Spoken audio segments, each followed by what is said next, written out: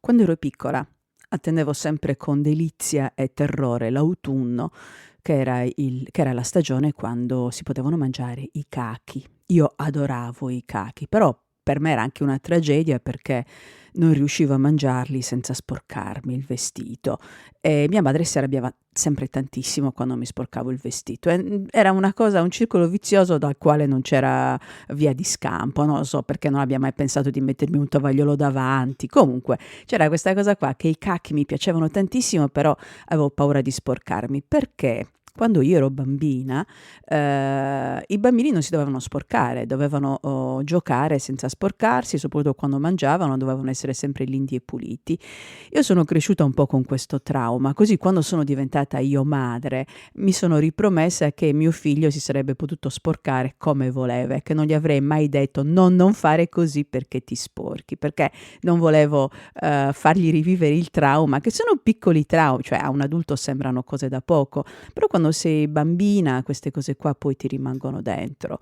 Quindi, ricordo che anche quando compravo gli abiti per mio figlio, le cose, i pantaloncini, le magliette, non compravo mai cose che, erano difficili, che si sarebbero dovute lavare a mano, perché appunto non volevo che l'abito che indossava, fosse d'intralcio al gioco che invece io incoraggiavo anche a fare giochi, di esplorazione. E poi lo so che dal punto di vista sensoriale è incredibilmente importante, per le bambine e per i bambini giocare nelle pozzanghere, saltare, sporcarsi, toccare il fango. Ricordo ancora, le occhiate, terrorizzate, di mia madre, ma anche delle altre signore italiane quando vedevano mio figlio che camminava scalzo per casa e a volte anche per strada, che a me non fregava niente, quando lo vedevano toccare le cose, mettersi le mani in bocca.